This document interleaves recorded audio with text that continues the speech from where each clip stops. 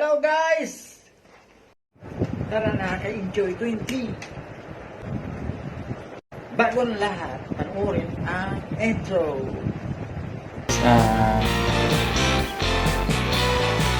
Good morning mga guys. So, napakasakit ng katawan ko na. So, kailangan natin maligo ngayon kasi nakaapat na tayong araw galing sa pag-massage ni Sergio. Kailangan nating maligo. I-try lang natin 4 na araw. Kasi ang sabi sa akin ni Sergio, 5 araw bago maligo galing sa pag-massage. So, i-try natin sa 4 na araw kung pwede na maligo.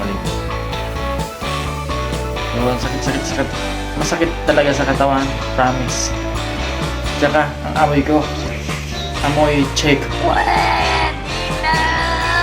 Check ko na. So, yan. Sa araw na to, mayroon tayong dumating na blessing galing sa napakabutihing puso. Ayan. Shoutout sa iyo, Ganda Bicol. Ayan. Dahil yan, meron tayong gamot Camlodipine. Ayan, 45 piraso. Saka Atorvastatin. Ayan, Atorvastatin 45 piraso din. Ayan. Saka Losartan. Ayan, Losartan 45 piraso. Tagpo 45 piraso po ito. 3 klase po yan. So, maraming salamat sa iyo. So, shoutout sa iyo. Shoutout.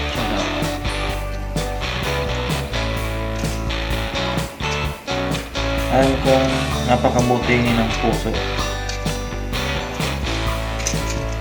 Napakabuti ng iyong puso. Dahil yan, napakalaking pagpasalamat ang ating inihahandog sa iyo. So, wala man akong ibibigay na maraming salamat at nabigyan mo ako maintenance nila. So, kailangan natin maligo ngayon. So, yan.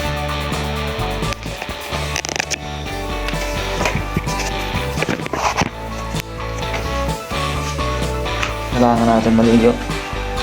So, mag-init muna tayo ng pakulo tayo ng tubig.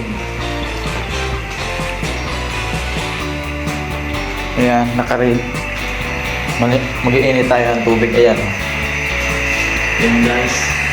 Papakulo tayo ng tubig. Papakulo tayo na. Kailangan natin magpakulo ng tubig kasi para hindi malamigan yung ating ugat. So, itatry lang natin 4 na araw. Kasi grabe na, hindi ko na matiis. Dati, nung unang sesyon, 5 araw talaga ako naligo bago maligo talaga. So, grabe talaga yung sakit sa katawan pag hindi talaga naligo mga guys. Pang-4 na ngayon araw, kailangan natin maligo. I-try lang natin. Pero mag-init tayo ng tubig. Ayun, di ba mga guys? Ayan guys, bagong ligo tayo ngayon mga guys. Ayan o. Yan. Yan yung itsura ng bagong ligo. Sana So, sakit sa katawan kasi. So, kailangan nating maligo. Pakiramdaman na lang natin kung anong mangyayari. Dahil sabi sa akin nung tumasad sa akin 5 araw. So, try natin 4 na araw na hindi maligo. So, pang-4 na araw naligo na ako. Kaya, ayun, bagong paligo pa lang ako. Hindi kakayanin eh. Sobrang init pa naman ngayon. So, kaya naligo na ako.